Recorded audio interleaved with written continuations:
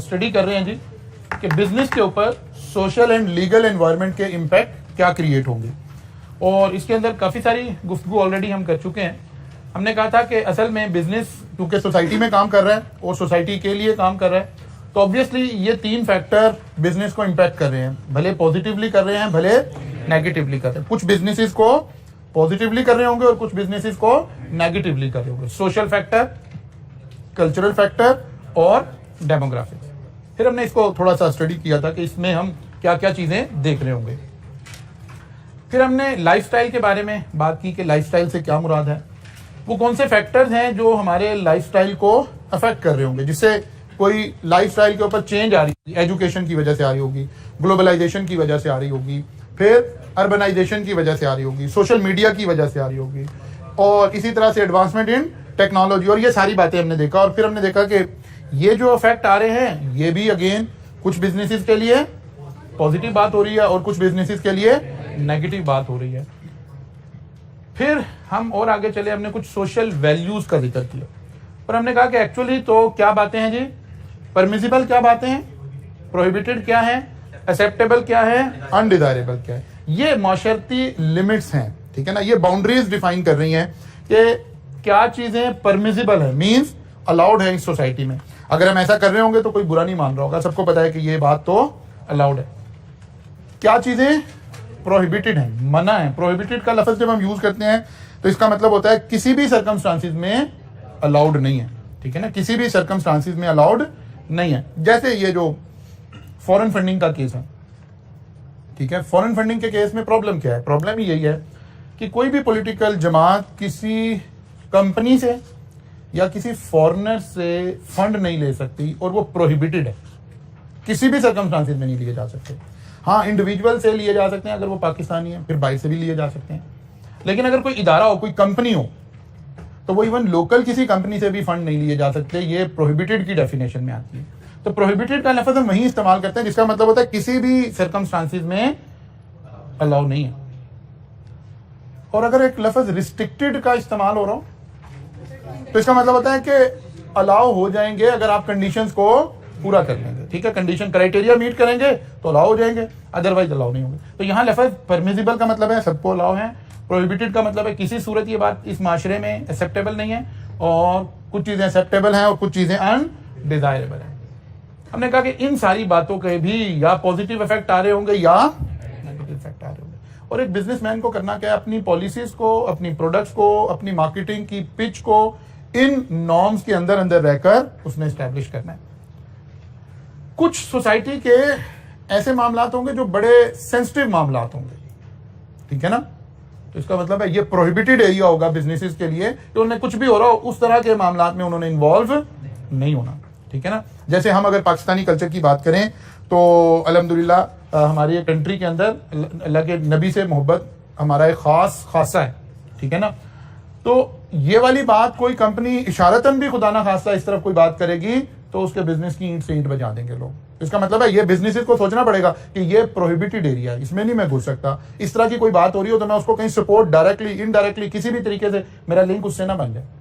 Prohibited area है social values के अंदर, ठीक है। लेकिन हम देखते हैं कि बाकी मुसलमान ममालिक में उतना ज्यादा प्रोहिबिटेड एरिया नहीं है।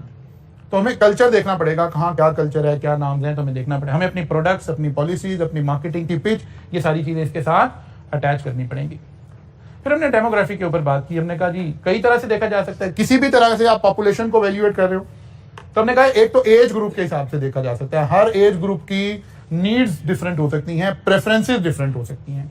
अगर एक कंपनी है वो टॉयज मैन्युफैक्चर करना चाहती है तो वो जाहिर है किस एज ग्रुप को देख रही होगी, बच्चों के एज ग्रुप को देख रही होगी। अगर उसके टॉयज बिलो 10 एज वाले हैं तो वो इसमें इंटरेस्टेड होगी कि बिलो 10 वाली पॉपुलेशन का एरिया क्या है और वहां स्पेंडिंग कैसी है, वहां कल्चर कैसा है, वहां रिवाज कैसा है।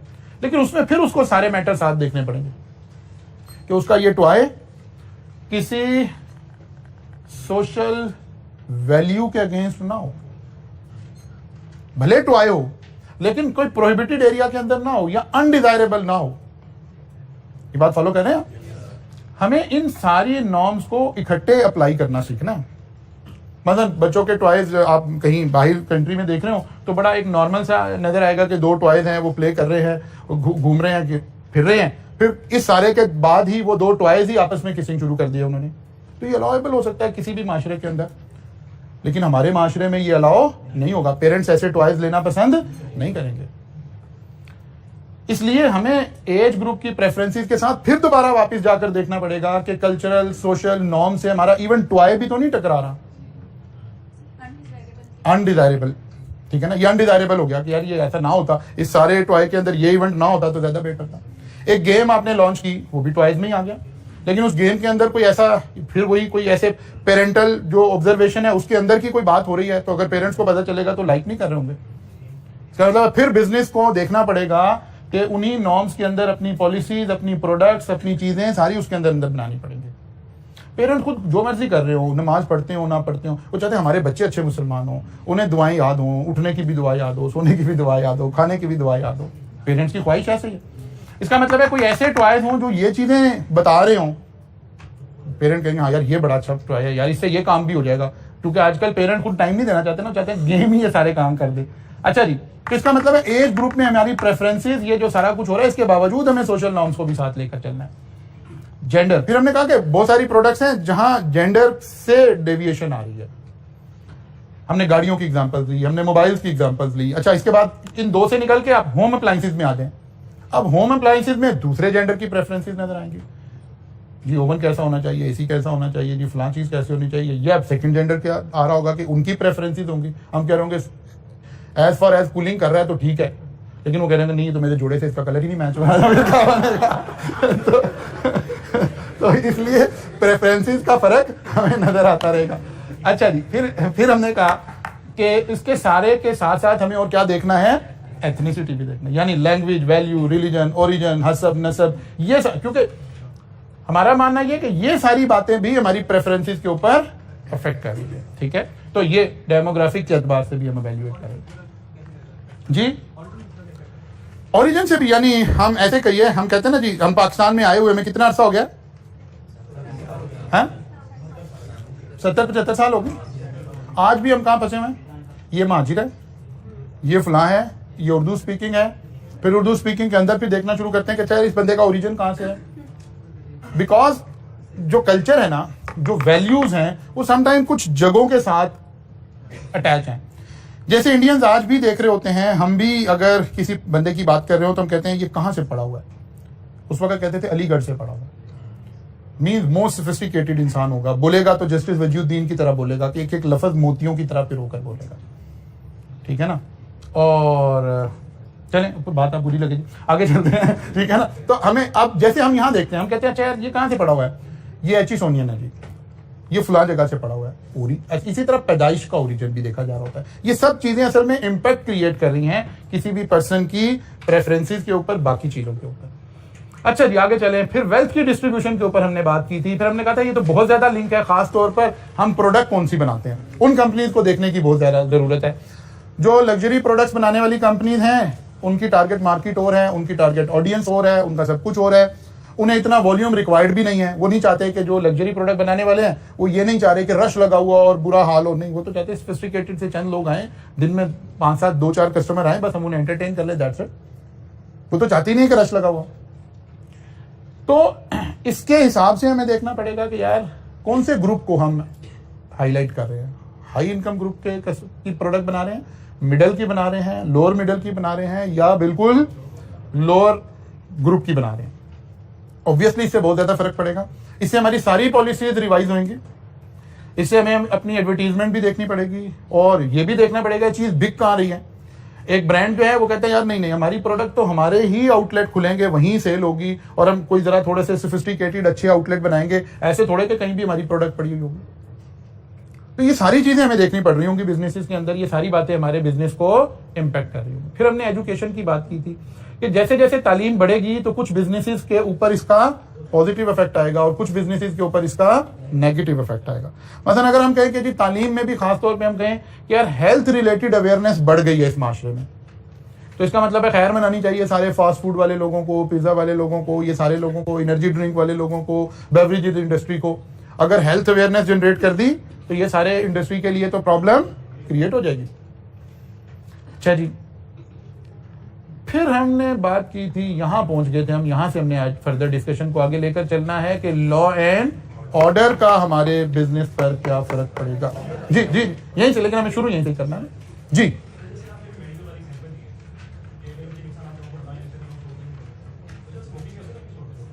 अच्छा, ये एक अलग बात है ना स्मोकिंग, क्योंकि हमें लगता है ना कि छोड़ते नहीं है। स्मोकिंग भी अवेयरनेस होने की वजह से बहुत कम हो गई है। अगर आप रिलेटिव टर्म में देखें, मसलन जब हम आपकी एज में थे तो जो हमारे बुजुर्ग थे, हमारे जो चचा ताया और ये वाला सर्कल था, उसमें गुड 60-70% लोग स्मोकिंग करते थे। आज जिन बच्चों के हम चचा ताया हैं, हम 70% लोग स्मोकिंग नहीं कर रहे हैं। यंग जनरेशन दोबारा कर रही है, ज्यादा होगी। अच्छा, हो सकता है यंग जनरेशन में फिर ये रिवाज, रोजे भी नहीं रखते, उसके लिए फिर हम एक दिन क्लास पढ़ाने की बजाय रोजे के फजाइल बयान करने की वजह करते हैं, ताकि रोजे अफ्तारी करा के रोजे की तरगीब देने की कोशिश करते हैं। यह भी बात है। अच्छा जी, लॉ एंड ऑर्डर। अच्छा, ये बात हम असल में जाहिर है इसे एज अ मैक्रो इम्पैक्ट बात हो रही है, समटाइम हम इसे माइक्रो के ऊपर देखकर, अपने चंद दोस्तों को देखकर बात कर रहे हैं। फिर दोबारा इस बात को आपने अच्छा सवाल किया, मैं इसको फिर लिंक करूं। आपको सारा कुछ इकट्ठा देखना पड़ेगा, ये पढ़ अलग अलग रहे हैं। लाइक आप कह रहे हैं यंगस्टर में स्मोकिंग का रुझान बढ़ गया, रीजन क्या हुई होगी? सोशल वैल्यू, सोशल मीडिया, ठीक है, वहां से, या कहीं किसी एक फिल्म में, किसी एक ड्रामे में वो स्मोकिंग कोई बंदा कर रहा है, बड़े स्टाइल से कर रहा है, तो बहुत सारे लोग सिर्फ उस स्टाइल को कॉपी करने के लिए अब स्मोकिंग करना शुरू कर देते हैं, ठीक है ना। तो ये सारी वैल्यूज को हमें इकट्ठा देखना पड़ेगा कि कहां कहां इंपैक्ट आ रहा है, जिसका ये इंपैक्ट हमारा ट्रांसलेट होना शुरू हुआ। अच्छा जी, लॉ एंड ऑर्डर के ऊपर हमने बात की थी कि लॉ एंड ऑर्डर का क्या मतलब है माइक्रो लेवल पर भी और मैक्रो लेवल पर भी, कि लॉ एंड ऑर्डर हमारे बिजनेस की कॉस्ट को, रेवेन्यूज को, कस्टमर को, सब चीजों को अफेक्ट करेगा, ठीक है ना। हमें इंश्योरेंस ज्यादा करानी पड़ सकती है, कस्टमर हमारे पास आते हुए घबरा सकते हैं, हमें अपने सिक्योरिटी सिस्टम रखने पड़ेंगे, गार्ड्स रखने पड़ेंगे, ये सारी हमारी कॉस्ट भी इंक्रीज हो रही है। फिर हम पहुंच गए थे जनाब लॉ अफेक्टिंग बिजनेस, यानी रूल्स एंड रेगुलेशन, जो कंट्री के लॉज हैं वो हमारे बिजनेस को कैसे अफेक्ट कर रहे हैं। इसमें सबसे पहले हमारे पास नजर आएगा कंपनीज एक्ट 2017। ये कंपनी की फॉर्मेशन, कंपनी की लिक्विडेशन, कंपनी क्या काम कर सकती है, क्या काम नहीं कर सकती है, ये सारे बिजनेसेस को देख लो। अब ये बिजनेस हमारे बिजनेस को कैसे अफेक्ट करेगा। मसलन एक दुनिया की कोई वो क्या उसको कहते हैं, नेटवर्क मार्केटिंग की कोई मारूफ कंपनी पाकिस्तान में आकर बिजनेस करना चाहती है, ब्लॉकचेन जिसे कहते हैं आप लोग, ठीक है। वो कहता है जनाब हमने यूएस में काम किया, फिर फलां जगह काम किया, फलां जगह काम किया। अब ये वाली कंपनीज कैसे काम करती हैं, एक कस्टमर प्रोडक्ट खरीदता है, फिर उसको कहते हैं जी आप आगे 4 लोगों को रेफर कर दें, वो आगे 4 को रेफर करेंगे। ये जो इस तरह कंपनी चल रही है, ऐसे ही है। इसे ब्लॉकचेन भी कहते हैं, नेटवर्क मार्केटिंग भी कहते हैं। दुनिया भर में ये बिजनेस हो रहा है और ये किसी भी कंपनी को बिजनेस करने का एक बड़ा जबरदस्त तरीका है कि आपका कस्टमर ही आपका एम्बेसडर बन जाता है, वो उसको बेनिफिट मिल रहा होता है। अब ये कंपनी पाकिस्तान में बिजनेस करना चाह रही है, ठीक है, तो सबसे बड़ी रुकावट कौन है? Companies act 2017। कंपनीज एक्ट कहता है कि ये बिजनेस हम पाकिस्तान में नहीं होने देंगे। बल्कि जब आप कंपनी फॉर्मेशन में जाते हैं, कंपनी बनवाते हैं, तो आपसे अंडरटेकिंग ली जाती है कि आप ये काम नहीं करेंगे। खाली ये नहीं कि हम ये करने जाएंगे तो हमें रोकेंगे, नहीं, हम एक एजुकेशन का इदारा बनाने लगे हैं, हम एक फार्मास्यूटिकल कंपनी बनाने लगे हैं, हम एक मोबाइल मैन्युफैक्चरिंग बनाने लगे हैं, फिर भी हमारे से अंडरटेकिंग लेंगे कि हम ये वाला काम नहीं करते। हम इतने सेंसिटिव हुए हैं इसके ऊपर, ओवर सेंसिटिव हुई है गवर्नमेंट। पहले इस तरह का काम हमने होने दिया, जब ये सब कुछ होता रहा, फिर एक बड़ा फ्रॉड हो गया मुल्क के अंदर। आइंदा उन्होंने रोकने के लिए फ्रॉड को नहीं रोका, बिजनेस को रोक दिया। अब इसका मतलब है इस तरह के बिजनेसेस के लिए ये वाला लॉ एडवर्सली इफेक्ट करेगा किसी भी ऐसी कंपनी के जो इस बिजनेस स्ट्रेटजी से हमारे रीजन में, हमारे मुल्क में आके काम करना चाहते हैं। बात समझ आ रही है? लेकिन बाकी लॉ, कंपनी लॉ कुछ हमारी पॉजिटिव बातें कर रहा होगा, यार अच्छा कंपनी बनेगी, लिक्विडेट होगी, ऑडिट होगा, ये पॉजिटिव बातें हो रही हैं। ऐसे कोई भी लॉ इंडिविजुअली हमारे बिजनेस के ऊपर इफेक्ट डाल रहा होगा। फिर सेकंड आ गया पार्टनरशिप एक्ट। पार्टनरशिप एक्ट क्या जी? पार्टनर्स के दरमियान रूल्स, लॉ, रेगुलेशन। हमें देखना है कि पार्टनरशिप एक्ट तो मौजूद है, लेकिन ये एक्ट अप्लाई कितना अच्छा हो रहा है। इसके केसेस अगर अदालत में जाते हैं, अगर पार्टनर के मसाइल आते हैं, तो अदालत जल्दी से निपटा के और बड़ा आराम से डिसीजन दे देती है। तो ये बात बिजनेस के लिए फेवरेबल है। कोई भी बंदा पार्टनरशिप करते हुए, बिजनेस करते हुए इजी फील करेगा कि यार कोई मसाइल आएंगे तो कोर्ट खुले मैं रात 12 बजे भी तो मुझे इंसाफ फौरी तौर पे मिल जाएगा। बल्कि कोर्ट इतने प्रोएक्टिव हैं कि वो पहले से खोल के बैठ जाते हैं कि अगर आपने तो इन्हें अदालत की तो हम बैठे हैं, आप करके दिखाओ, ठीक है ना। तो ये बातें पॉजिटिव बन जाएंगी बिजनेस के लिए। बात समझ आ रही है। और अगर पता चले कि पार्टनरशिप से रिलेटेड एक मसला गया, अब 20 साल उसको जनाब उस मसले को हैंडल होने में लग रहे हैं, तो बंदा कहेगा यार यहाँ तो फंस गए तो बड़ा बुरा होगा। Positive and negative. फिर एम्प्लॉयमेंट से रिलेटेड लॉज, ये वाले लॉज, इनकी एप्लीकेशन, मतलब कहीं मिनिमम वेज अप्लाई होता है तो ये नेगेटिव है बिजनेस के लिए। इसका मतलब है इतनी तनख्वाह तो हमें देनी पड़ेगी। या वर्किंग कंडीशन के लॉज अप्लाईज होते हैं। वर्किंग कंडीशन के लॉ क्या है कि यार एक बेसिक एनवायरनमेंट आप प्रोवाइड करेंगे, टेम्परेचर ये होगा, फैसिलिटीज ये होंगी, इतने घंटे से ज्यादा आप काम नहीं करवा सकते वर्कर से, तो इससे हमारी बिजनेस की कॉस्ट क्या हो रही होगी, बढ़ रही होगी, इंक्रीज होगी। इसी तरह से ये सारी बातें यहां से हमने आगे देखना है। हेल्थ एंड सेफ्टी के लॉज, हेल्थ एंड सेफ्टी के लॉज क्या करते हैं, ये रूल्स एंड रेगुलेशन डिफाइन करते हैं about minimum health and safety requirements that employ must provide in their place of business and their for their employ. कि basic health आपने देखा होगा, जो भी मल्टीनेशनल कंपनीज हैं, आईसीआई वगैरह है, बाकी कंपनीज, अगर कभी वहां जाने का इत्तेफाक होगा, जब आप अल्लाह खैर के आर्टिकल्स में जाएंगे और इदारों में जाएंगे, तो आप देखेंगे कि फौरन से नजर आता है कंपनी के कल्चर का डिफरेंस नजर आता है। आप आईसीआई में जाएंगे, आपको हर तरफ हेल्थ एंड सेफ्टी फर्स्ट नजर आएगी। अगर वर्कर कहीं जा रहा है तो उसका हेलमेट पहनना जरूरी है, ये चीज पहनना जरूरी है, ये करना जरूरी है। अब जाहिर है ये सब कुछ करने के ऊपर कॉस्ट भी तो खर्च हो रही है। इसका मतलब है अगर हेल्थ एंड सेफ्टी के लॉज इंप्लीमेंट किए जा रहे हैं, एनफोर्स किए जा रहे हैं, तो ये बिजनेस के लिए पॉजिटिव बात नहीं है, एम्प्लॉइज के लिए पॉजिटिव बात है। बिजनेस के लिए पॉजिटिव नहीं, बिजनेस की तो कॉस्ट आ रही है, ठीक है ना। मसलन रूल बन जाए कि जी वापडा को हेल्थ एंड सेफ्टी के कवानीन को 100% अप्लाई करना पड़ेगा, तो फिर उसे हर वर्कर को बेल्ट प्रोवाइड करनी पड़ेगी, ग्लव्स प्रोवाइड करने पड़ेंगे, हेलमेट प्रोवाइड करना पड़ेगा, ताकि जब वो बेचारा ट्रांसमिशन लाइन के ऊपर चढ़ रहा है तो उसको करंट ना लगे, उसकी जान को खतरा ना हो। लेकिन यहाँ तो कोई पूछने वाला नहीं है, वो कहते जी बिस्मिल्लाह चढ़ जाओ, कुछ नहीं होता। और वो लोग भी यूज टू होते हैं उस सारे, उससे वो भी काम कर रहे होते हैं। जैसे ही हेल्थ एंड सेफ्टी के रूल्स अप्लाई होंगे किसी भी मुल्क में, तो बिजनेस को काम करने के लिए दुश्वारी आना शुरू हो जाएगी। कोई भी कारोबार, मतलब एक छोटी सी एग्जांपल है, ये जो शहर के अंदर स्टीमर्स लगे हुए होते हैं पोल्स के साथ, ये बिजनेस है ना, जो बना रहे हैं, लगा रहे हैं, ये बिजनेस है। लेकिन क्योंकि हेल्थ एंड सेफ्टी का कोई कानून अवेलेबल नहीं है, वो बेचारे बच्चे रात को आते हैं, पोल्स पे चढ़ जाते हैं और बैनर लगा देते हैं। उनके पास कोई हेल्थ एंड सेफ्टी की कोई चीज अवेलेबल नहीं होती। और बहुत दफा ऐसा होता है कि इन बच्चों को बेचारों को करंट पड़ जाता है और ये बेचारे परेशान हो जाते हैं, समटाइम लॉस ऑफ लाइफ तक बात चली जाती है। लेकिन अगर मुल्क में ये कानून इंप्लीमेंट कर दिया जाए कि नहीं नहीं यार भाई ठीक है, हम पोल्स के ऊपर जो बैनर लगवा रहे हैं, ये पहली बात है, लगने चाहिए नहीं लगने चाहिए, ये एक अलग बात आ गई, क्योंकि गवर्नमेंट तो इससे रेवेन्यू ले रही होती है, टैक्स ले रही होती है, तो गवर्नमेंट लगवाएगी। तो क्या इसके ऊपर कोई हेल्थ एंड सेफ्टी के कवानीन भी है? अगर ये इंप्लीमेंट हो रहे होंगे तो आउटडोर एडवर्टीजमेंट वाले बिजनेस के ऊपर इसका नेगेटिव इंपैक्ट आ रहा होगा, बिकॉज उनकी कॉस्ट बढ़ जाएगी, ठीक है ना। अच्छा जी, फिर आ गया जी डेटा प्रोटेक्शन लॉज। आप मेरा ख्याल सी लॉ अगर आपने इस नई स्ट्रीम से पहले पढ़ लिया था तो फिर तो आपने ये नहीं पढ़ा। बिजनेस लॉ के तौर पे अगर आपने बी लॉ सी लॉ इकट्ठा पढ़ा हुआ है, फिर आपके टाइम पे ये लॉ वहां मौजूद नहीं था, लेकिन अब ये लॉ वहां मौजूद बी लॉ के अंदर नजर भी हमें आता है, data protection laws. Data protection laws का क्या मतलब है? Protect individual with regard to personal data. मसलन आप कॉलेज में एडमिशन लेकर आए हो, कॉलेज ने, अब ये लॉ ये कहता है कि जब कोई शख्स, इंडिविजुअल्स आपके साथ बिजनेस में राब्ते में आ रहे हैं, सबसे पहला उसूल है, ये लॉ कहता है उस शख्स का मिनिमम डाटा आपने लेना है। मिनिमम पॉसिबल डाटा आपसे कलेक्ट करना चाहिए।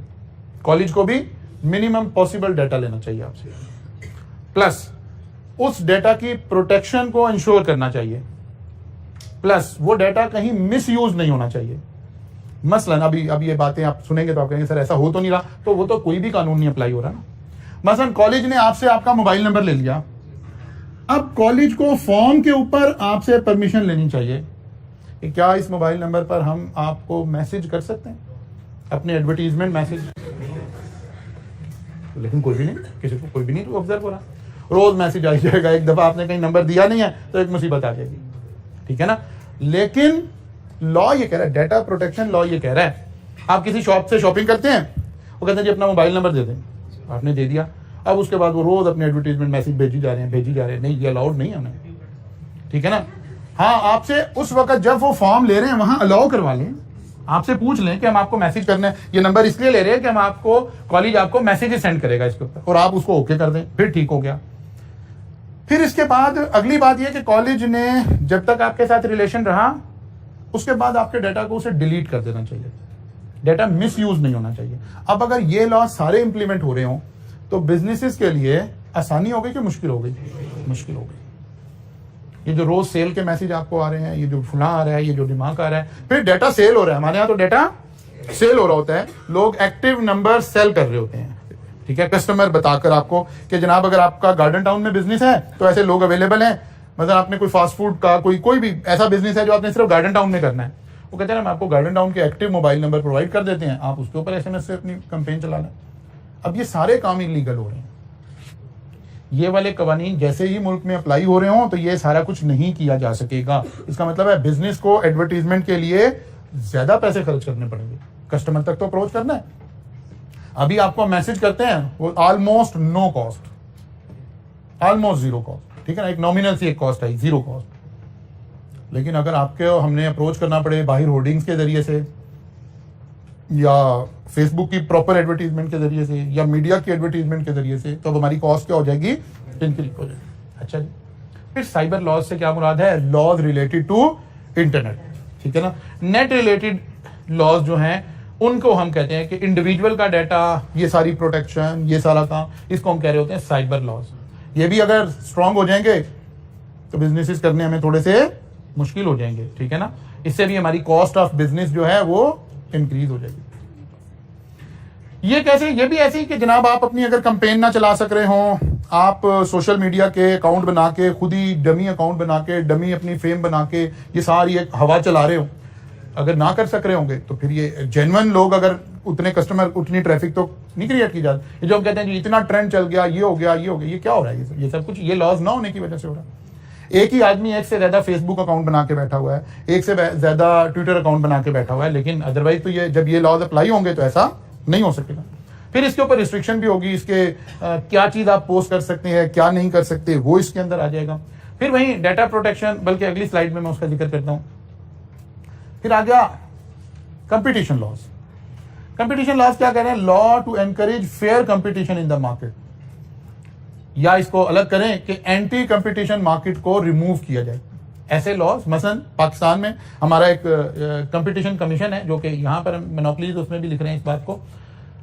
हमारे मुल्क में एक कंपटीशन कमीशन ऑफ पाकिस्तान है, CCP जिसको हम बोलते हैं। ये रेगुलेट करता है बहुत सारी चीजों को। मसलन दो इदारे हैं फर्ज किया, और वो आपस में मर्ज होना चाहते हैं, ठीक है, और वो दो इदारे अगर आपस में मर्ज हो जाएं तो हम समझते हैं कि इस इदारे की इफेक्टिवली मोनोपोली क्रिएट हो जाएगी। तो ये लॉ कहता है कि ये इदारे आपस में मर्ज नहीं हो सकते, ठीक है, या अगर मर्ज होना है तो उससे पहले फिर ये परमिशन लेंगे। जैसे जैज एंड वारिद। अब जैज एंड वारिद बगैर रेगुलेटर के खुद से मर्ज नहीं हो सकता था, ठीक है। रेगुलेटर ने इसको मर्ज किया, फिर उसने कोई अपनी कंडीशन लगा दी होंगी, फिर कुछ कर दिया होगा, फिर ये मर्जर होगा। लेकिन अगर कोई छोटे इदारे हैं, वो दो आपस में मर्ज हो जाए तो उससे कोई इतना ज्यादा फर्क नहीं पड़ेगा। आप किस किस को मर्ज करना चाह रहे हैं जी? राइस को, वो तो डी मर्ज हुए हैं भाई, आप मर्जर की बात कर रहे हैं, अभी तो डी मर्ज हुए हैं। डी मर्ज होने का मतलब हुआ कंपटीशन बढ़ गया। अब यहीं से ही समझें, कंपटीशन बढ़ गया, कस्टमर का फायदा हुआ, नुकसान हुआ? फायदा हुआ कस्टमर का। हाँ, कस्टमर का फायदा हुआ ना, इसीलिए तो ये लॉ एग्जिस्ट करते हैं, इसीलिए तो ये लॉ एग्जिस्ट करते हैं कि अगर आप लोगों को कंपटीशन कम करना अलाउ कर देंगे, ऐसे इदारे आपस में मर्ज हो जाएं और फिर वो कहें यार अब तो हम जो मर्जी, अब तो हम ही रह गए हैं एक दो लोग, या कार्टेल बना लें, तो लॉ इसी को तो कह रहा है कि ये वाले काम आप नहीं कर सकते, ठीक है ना। हर वो पॉलिसी जिससे कंपटीशन रिड्यूस होगा, लॉ इस लॉ के जरिए उसको देखेगा कि कहीं आप कंपटीशन रिड्यूस तो नहीं कर रहे हैं, बिकॉज लॉ चाहता है कंपटीशन मार्केट में बढ़े। इसके लिए हमारे पास कंपटीशन ऑर्डिनेंस 2007 भी मौजूद है, यहां लिखा हुआ है कंपटीशन क्या है, कौन से इदारे मर्ज हो सकते, और फिर हमारे पास competition commission of Pakistan available है जो इस सारी बातों को देख रहा होता है। अगरचे बहुत अच्छे तरीके से नहीं देख रहा होता, लेकिन बहरहाल देख रहा होता है। फिर यहीं पर हमारे मुल्क में ये लॉज भी अवेलेबल हैं, जब आप बील और नेल बच्चे जो पढ़कर आ रहे हैं वो इसको पढ़कर भी आ रहे हैं कि अगर आपने मार्केटिंग करनी है तो मार्केटिंग के अंदर आप क्या क्या दावे कर सकते हैं और क्या दावे नहीं कर सकते। क्या आप मार्केटिंग, अपनी प्रोडक्ट की मार्केटिंग तो करें लेकिन कोई फेक क्लेम ना कर रहे हो। और ये इदारा, आप बहुत सारी ऐसी हमें एडवर्टीजमेंट नजर आती हैं टीवी की, जिनकी एडवर्टीजमेंट की वजह से उन कंपनीज को बहुत बहुत फाइन हुआ। रीजन, उन्होंने यहां जो रूल्स एंड रेगुलेशंस लिखे हुए हैं उनको फॉलो नहीं किया। कोई ऐसा क्लेम कर दिया जो, या किसी दूसरी प्रोडक्ट को डिग्रेड कर दिया और दूसरी प्रोडक्ट ने उठाकर ये केस यहां लेकर चले गए, तो फिर ये सारे इस कैटेगरी के अंदर आ रहे होंगे। ये इसका मतलब है ये सारी चीजें बिजनेसेस के लिए तो कॉस्ट ही बढ़ा रही है, ठीक है ना। अगर ये लॉज मुल्क में होंगे तो इससे बिजनेस को थोड़ा सा कॉस्ट इंक्रीज होगी। मोनोपोली क्रिएट नहीं कर सकते आप ओवर प्राइसिंग नहीं चार्ज कर सकते, इस तरह का, या एंटी कोल्यूजन रेगुलेशंस हैं। एक है मर्जर कर लें, मर्जर का मतलब है लीगली कर लिया, एंटी कोल्यूजन का मतलब है इलीगली, सीक्रेटली आपने डिसाइड कर लिया। सारे सीएस के कॉलेजेस इकट्ठे हो जाएं, उन्हें कहा यार ये बड़ा बच्चों ने फायदा उठा लिया हमारे आपस के कंपटीशन की वजह से, अब ऐसी की तैसी सब लोग एक हो जाओ और ये प्राइस हमने चार्ज करनी है, इससे कम प्राइस कोई भी नहीं चार्ज करेगा। यहां फॉल करेगा, ठीक है ना, यहां फॉल करेगा कि अगर आप आपस में कार्टेल बना लें, जैसे ये सीमेंट वाले करते हैं, जैसे ये शुगर वाले करते हैं, या अगर हम इंटरनेशनल उस पर देखें तो जैसे ये ओपेक की कंट्रीज करती हैं कि आपस में कार्टेल बनाकर डिसाइड कर लेते हैं कि ये प्राइस चार्ज हो रही होगी, तो ये सब यहां फॉल कर रहा होगा। इसका मतलब है अगर इस तरह के कवानीन आ गए हैं तो ये भी हमारे बिजनेस में हमें सुपर प्रॉफिट अर्न नहीं करने देंगे। तो इसका मतलब है ये भी शायद नेगेटिव साइड पर हम इसको देख रहे होंगे। फिर आ गया जी प्राइस कंट्रोल, कि जनाब अगर शहबाज शरीफ की हुकूमत आ गई और प्राइस कंट्रोल के ऊपर काम शुरू कर दिया, या कोई भी हुकूमत आ गई और उसने कहा कि नहीं, जो स्टेटेड प्राइस है इस पर आप चीजें सेल करेंगे और इससे ज्यादा प्राइस पर आप चीजें सेल नहीं कर सकते। अब हमने फॉर नथिंग ना कुछ लॉज बना रखे हैं, कुछ ऐसे लॉज बना रखे हैं कि जो बस हमने बना रखे हैं, शायद उससे ब्यूरोक्रेसी बेनिफिट उठाती है। मसलन मैं एक छोटा सा आपको लॉ बताता हूँ, ये जो बेवरेजेस हैं, कोल्ड ड्रिंक है, कोल्ड ड्रिंक अपनी प्राइस से ज्यादा सेल नहीं की जा सकती। एक शेड्यूल है। मसलन आजकल कोल्ड ड्रिंक, वो जो शीशे वाली बोतल होती है, कितने की आती है? 25 रुपए की, चलें जितने की भी आती है 25 रुपए की आती है। लेकिन आप किसी रेस्टोरेंट में जाएं, यही बोतल आपको कहीं 50 की मिलेगी, कहीं 60 की मिलेगी, कहीं 100 की मिलेगी, डिपेंड करता है आप कैसी जगह पर गए। अच्छा, अब फूड के साथ तो वो जो मर्जी प्राइस, यानी एक डील बनाकर जो मर्जी प्राइस चार्ज कर लें। लेकिन ये फूड इंस्पेक्टर क्या करते हैं, जब इन्हें थोड़ा सा इन लोगों को खींचना हो, खींचने से मतलब है कि मैं फूड इंस्पेक्टर हूं, मैं फैमिली के साथ शाम को चाह रहा हूं कि आज यहाँ डिनर कर लूं, तो मैं क्या करूंगा, एक बंदा भेजूंगा, उसे कहूंगा एक ड्रिंक दे दो। जब ये ड्रिंक मुझे चार्ज करेगा ना 100 रुपए की, तो शाम को मैं इसका चलान कर दूंगा कि तुमने ड्रिंक जो है ये ओवर स्टेट करके बेच दी है। अब वो कहेगा अच्छा, उसे समझ आ जाएगी चलान का मतलब क्या है, ठीक है ना। तो हमने इस तरह के बहुत सारे कवानीन बना के रख रखे हैं जिनका कोई फायदा नहीं है, ना वो कहीं इंप्लीमेंट होते, लेकिन बने हुए हैं। अब आप अज्यूम करो कि अगर हम ये कहें कि ये इंप्लीमेंट होना शुरू हो गया, तो इसका मतलब है ये सारे रेस्टोरेंट्स वालों को आइंदा कोल्ड ड्रिंक 25 रुपए की देनी पड़ेगी। तो उनके बिजनेस पर नेगेटिव इंपैक्ट आएगा कि एक 20 रुपए की बोतल को, जिसमें बाकी चीजों में तो हम कहते हैं ना चलें यार इसने कोई वैल्यू ऐड की है, इसमें तो कोई वैल्यू ऐड नहीं किया है, लेकिन उसने 25 रुपए वाली बोतल आपको 100 रुपए की दे दी है, 150 रुपए की दे दी है, डिपेंडिंग कहां आप बैठे हुए थे। इन सारे बिजनेसेस के लिए इन लॉज का इंप्लीमेंट होना क्या हो जाएगा, एडवर्स हो जाएगा, कि आप प्राइस ज्यादा चार्ज नहीं कर सकेंगे। अगर गवर्नमेंट सारे हॉस्पिटल्स के लिए एक रेगुलेशन बना दे, आप देखते हैं हॉस्पिटल्स के अंदर भी बेतहाशा लोगों के साथ ज्यादती हो रही है कि एक रूम का रेंट जो है वो लाहौर में 50,000 तक चला जाता है पर डे, बल्कि इससे ज्यादा भी चला जाता है। मैं अभी दरमियानी उसकी किसी हॉस्पिटल में खुदा ना खास्ता आपको ऑपरेशन करवाना पड़ गया, सर्जरी के लिए आप गए, तो रूम, प्राइवेट रूम का रेंट 50,000 रुपीज पर डे। ये कोई पीसी होटल में ठहरने आ गए हैं, क्या हो गया, कोई पूछने वाला नहीं है। लेकिन अगर पता चले कि गवर्नमेंट ने एक रेगुलेशन बना दिया है कि कोई भी हॉस्पिटल मैक्सिमम रूम का रेंट जो है कोई गवर्नमेंट एक डिफाइन कर दे, लाइक 15,000 है जी, तो इस सारी इंडस्ट्री के लिए ये रेगुलेशन क्या हो जाएगी, एडवर्स हो जाएगी। यह सवाल में बताया जाए कि प्रीवियसली 15,000 था, लेकिन इस बजट में गवर्नमेंट ने बढ़ा के इसे 25,000 कर दिया है। ऐसे हमें सिनेरियो में देखना पड़ रहा होगा कि गवर्नमेंट की कोई पॉलिसी अगर प्राइस कंट्रोल से रिलेटेड किसी बिजनेस पर आई है तो वो कैसे आ रही है। पोल्ट्री के अंदर कोई बिजनेस है, कोई भी ऐसा बिजनेस जहां पे कोई थोड़ी सी प्राइस का कोई कंट्रोल, कोई मैकेनिज्म अवेलेबल हो।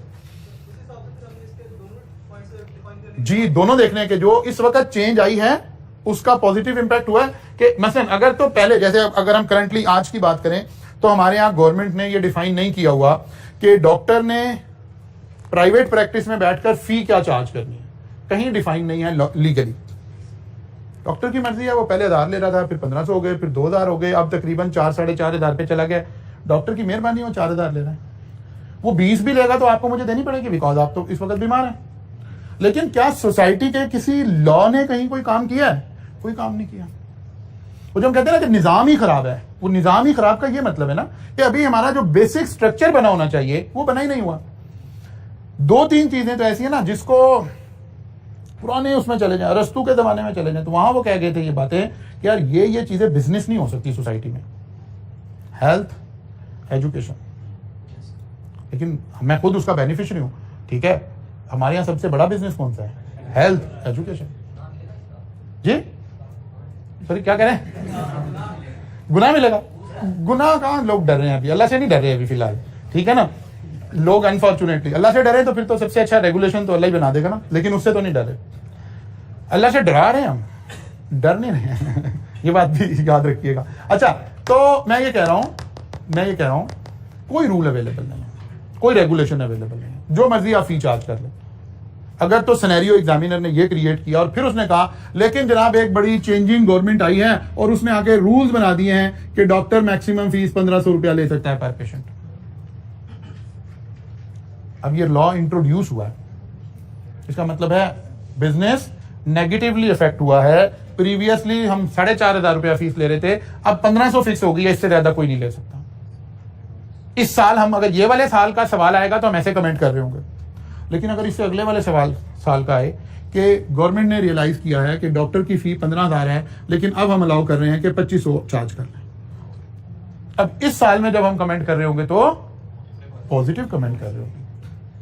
ठीक है ना, तो प्राइस कंट्रोल ये वाली पॉलिसीज भी हमारे बिजनेस को इधर पॉजिटिवली और नेगेटिवली इफेक्ट कर रही है। फिर आ गया जी कंज्यूमर प्रोटेक्शन। कंज्यूमर प्रोटेक्शन का क्या मतलब है? Legislation that aim to protect customer consumer goods and services. यानी आपके राइट्स क्या हैं, क्या मतलब वारंटीज का क्लेम कैसे होता है, आफ्टर सेल सर्विसेज के क्या रूल्स है मुल्क में, चीजें अगर आपने बेचनी है तो फिर उसके बाद आप उसे चेंज करेंगे कि नहीं चाहिए, कोई लेजिस्लेशन क्या है यहाँ। अब अगर ये कवानीन है तो इसका मतलब है कंज्यूमर की फेवर में ये कवानीन है। ये जितने कवानीन बेहतर होंगे, कंज्यूमर प्रोटेक्शन जितनी बेहतर होगी, उतना ज्यादा बिजनेस के लिए मुश्किलात आ रही हैं। मतलब आप जरा किसी अच्छी जगह पर चले जाइए खाना खाने के लिए, पिज्जा खाने के लिए, कोई भी फूड लेने के लिए, तो फूड आपको 2 तरह से सर्व हो रहा होता है।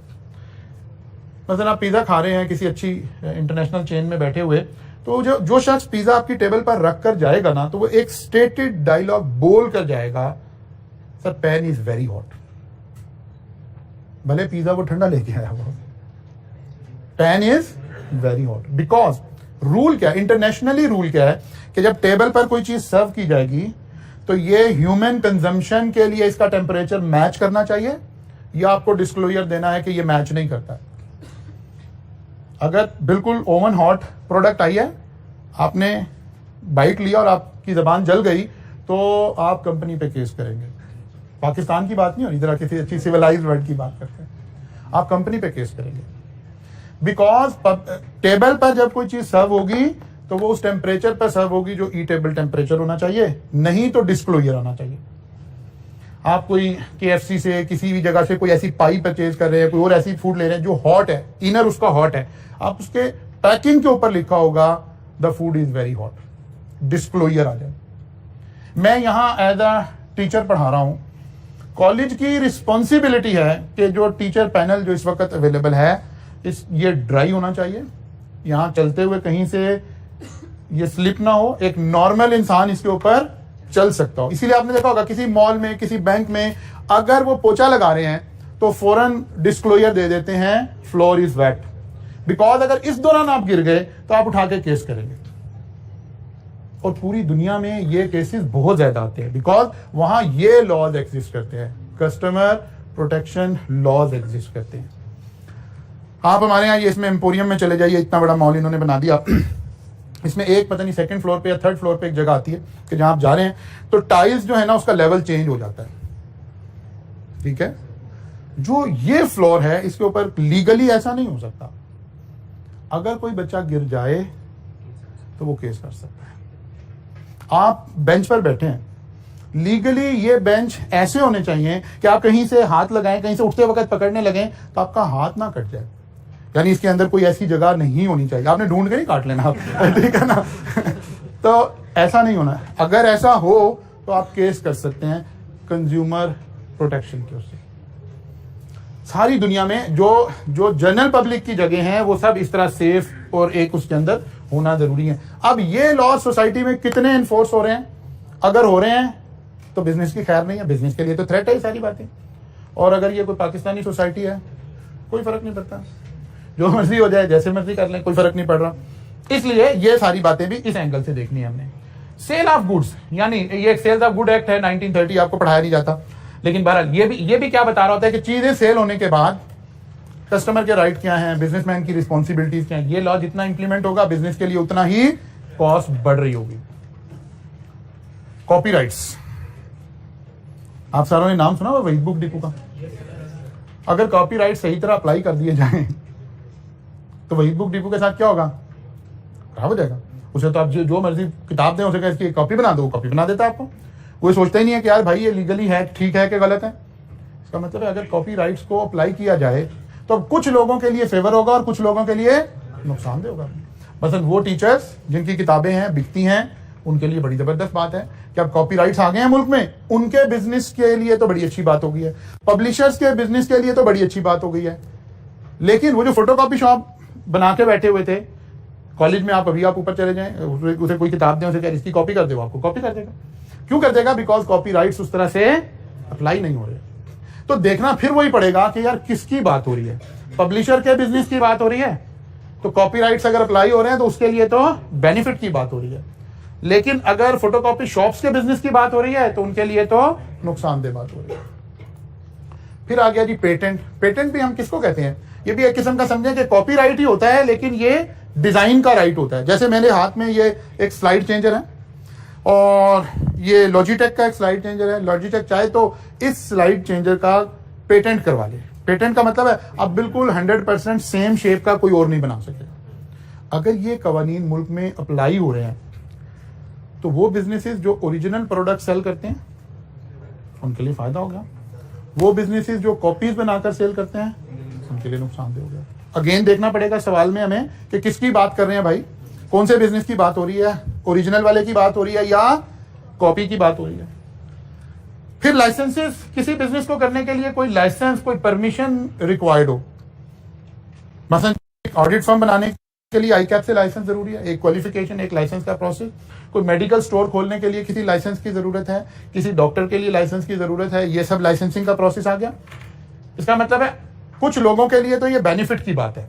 मसलन मेरे लिए ये बड़ी बेनिफिट की बात है कि कोई भी शख्स खड़ा होकर ऑडिट नहीं कर सकता, उसका चार्टर्ड अकाउंटेंट होना जरूरी है, फिर चार्टर्ड अकाउंटेंट के बाद उसे आईकैप से प्रैक्टिसिंग लाइसेंस लेना जरूरी है। तो मेरे शू में ये बात बेनिफिट में चली गई है, लेकिन कुछ लोगों के शू में ये बात नेगेटिव में चली गई है। मतलब हमारे ये जो एसीएमए वाले लोग हैं, जो हमारा ये इंस्टीट्यूट है, इनके लिए नेगेटिव है। हम दो इंस्टीट्यूट की लड़ाई किस बात की है? इसी बात की लड़ाई है। वो कहते हैं तकरीबन एक जैसी चीजें पढ़ते हैं, हमें भी ऑडिट के राइट्स दें। हम कहते हैं नहीं, आपको तो कभी भी नहीं देने ऑडिट के राइट। एक दफा कोई थोड़ी सी उनकी लॉबी बन गई थी, उन्होंने कोई 4-6 महीने के लिए बीच में एक ऑर्डिनेंस जारी करवा लिया प्रेसिडेंट से और ऑडिट के कुछ थोड़े से राइट ले लिए। तो फिर हम लोग एक्टिव हुए, यानी हमारा इंस्टीट्यूट एक्टिव हुआ और उन्होंने उस ऑर्डिनेंस को फिर लॉ नहीं बनने दिया। वो ऑर्डिनेंस वही 120 दिन के बाद एक्सपायर हो गया। तो देखना पड़ेगा कौन सा बिजनेस है। लाइसेंसिंग आगे जाकर हम चैप्टर 7 में पढ़ेंगे। लाइसेंसिंग की मदद से हम एक टर्म यूज करेंगे, एंट्री बैरियर।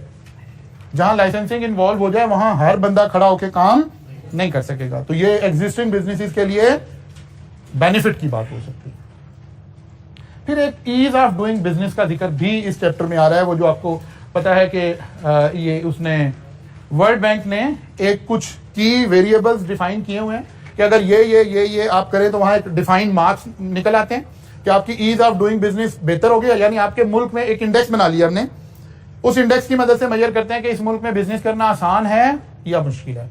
और इसमें किस तरह की बातों को परखा जा रहा होता है, लाइक प्रॉपर्टी राइट्स क्या है, क्या कोई आदमी आकर जमीन लैंड खरीद सकता है कोई भी आके या नहीं खरीद सकता। Minimise the cost of resolving disputes, अगर कोई बिजनेस में डिस्प्यूट अराइज हो जाए तो कितने पैसे खर्च होते हैं, क्या ये मिनिमम कॉस्ट है या बहुत ज्यादा कॉस्ट है। Increase the predictability of economic, इस तरह की सारी चीजें, बल्कि यहां एक लिस्ट आएगी, ठीक है। इन चीजों को देख रहे होते हैं कि स्टार्टिंग बिजनेस के हवाले से क्या क्या मैयर लिए गए हैं, क्रेडिट के क्या हालात हैं मुल्क में, और कंस्ट्रक्शन का परमिट आसानी से मिलता है कि नहीं मिलता। जैसे मसलन अगर आप ये देखिए, आपने सोलर, अभी कुछ अर्सा पहले तक अगर आपको अपने घर पे सोलर इंस्टॉल करना था तो एक एनओसी इशू होता था वापडा से। अगर आप ऐसा सोलर लगाना चाहते हैं कि जिसको वो हम नेट मीटरिंग कहते हैं आजकल, कि आप अपने घर पे सोलर पैनल लगाएंगे, आप बिजली प्रोड्यूस करेंगे और ये बिजली वापडा को सेल कर देंगे। अच्छा, पहले आप खुद कंज्यूम कर लें, जो एक्स्ट्रा बिजली है वो वापडा को सेल कर ले, या आप ऐसा सोलर पैनल लगाएं कि आप खुद जीरो कंज्यूम करेंगे, सारी बिजली बनाएंगे और वापडा को सेल कर देंगे, और फिर वापडा से आप बिजली कंज्यूम करेंगे। मसलन मैंने इस महीने में अपने सोलर पैनल से 1000 यूनिट वापडा को दिए हैं और वापडा से 1200 यूनिट कंज्यूम किए हैं, तो मुझे 200 यूनिट का बिल आएगा, बाकी तो मेरे अपने यूनिट थे। अब ये काम करने के लिए गवर्नमेंट से आपको, यानी वापडा से आपको एनओसी लेना पड़ता था, जो एक मुश्किल काम था, पैसे भी लग रहे थे, सारा कुछ हुआ। अब गवर्नमेंट ने किया कि नहीं, इस लिमिट तक के लोगों को कोई एनओसी लेने की जरूरत नहीं, और जाएं लगा लें। तो इसे क्या कहेंगे, ईज ऑफ डूइंग बिजनेस हो गया है, आसान हो गया है। सोलर का बिजनेस करने वालों के लिए आसानी होगी, क्योंकि अगर मुझे इजाजत नहीं लेनी पड़ रही। पहले है कि जी अगर मैंने सोलर लगाना प्लान किया है तो पता लगता था 6 महीने लगेंगे, अब बंदा कहता है पैसे मैं आज खर्चूंगा, बेनिफिट 6 महीने बाद आएगा, चलो रहने ही दो। अब वो कहते नहीं सर, 1 महीने के अंदर अंदर हम ये सारा काम कर देंगे, क्योंकि अब तो वो कोई प्रॉब्लम नहीं है। अभी भी छोटी सी एक प्रॉब्लम चल रही है, उसके ऊपर भी गवर्नमेंट ने एक अच्छा जाते जाते जो 2-3 अच्छे काम पीटीआई के दौर में हुए थे, उनमें से एक ही एनओसी का खत्म होना हुआ था। फिर उसके बाद वापडा एक वो ग्रीन मीटर लगता है, इसके लिए वो ग्रीन मीटर पहले वापडा से ही मिलता था, अब वापडा के पास वो मीटर ही नहीं मिल रहे होते थे, कुछ 6-6 महीने आप 4-4 महीने मीटर के इंतजार में थे। उन्होंने ये रेगुलेशन भी चेंज कर दी कि नहीं, कोई भी मीटर बनाए सेल कर ले, बस हो जाएगा काम। तो ये सारी रेगुलेशंस क्या बता रही है, ईज ऑफ बिजनेस हो गया। यहाँ कारोबार करना, सोलर पैनल का बिजनेस करना आसान हो गया, या सोलर पैनल लगवाने आसान हो गए। तो जरा 2 चैप्टर हमारे कंप्लीट हो गए, हम मंडे को आएंगे इंशाल्लाह, तो हम इसकी प्रैक्टिस क्वेश्चन शुरू करेंगे। इनके प्रैक्टिस क्वेश्चंस बने हुए हैं चैप्टर नंबर 6 में। पहले 5 चैप्टर हैं, असल में किताब तो यही चाह रही है कि पहले 5 चैप्टर पढ़ाकर फिर सवाल सॉल्व हो, लेकिन हम साथ साथ करेंगे। अब हम उन सवाल में से ये 2 एस्पेक्ट सॉल्व कर सकते होंगे, ठीक है ना। प्रैक्टिस क्वेश्चन आप अगर आईकैप की किताब देखेंगे, चैप्टर 2 में नजर नहीं आ रहे, 3 में नजर नहीं आ रहे, 4 में नजर नहीं आ रहे, चैप्टर 6 में जाकर आपको नजर आएंगे, ठीक है। तो मंडे को आएंगे तो चैप्टर 6 पढ़ेंगे। टेस्ट अगले वीक से शुरू होगा आपका, क्योंकि नहीं इस वीक नहीं होगा। एक्चुअली हमारा जो टेस्टिंग सिस्टम था, हमारी जो रूटीन की क्लास हो रही होती है उसमें हम 2nd वीक में टेस्ट लेते हैं। 2nd वीक का मतलब होता था 6 और 6 12 क्लासेस हो जाती थी। अब क्योंकि 3 डेज अ वीक चल रही हैं और अभी तक हम न्यूमेरिक पर गए नहीं हैं, किसी क्वेश्चन पर गए नहीं हैं, तो नेक्स्ट वीक में आपका टेस्ट होगा। हम पहले 3 दिन में इन दो चैप्टर का टेस्ट होगा, इन 2 चैप्टर का टेस्ट होगा, लेकिन पहले 3 दिन में जब हम आएंगे तो हम इसकी प्रैक्टिस कर चुके होंगे, फिर उसका टेस्ट करेंगे इंशाल्लाह। कौन से वाला बताइए।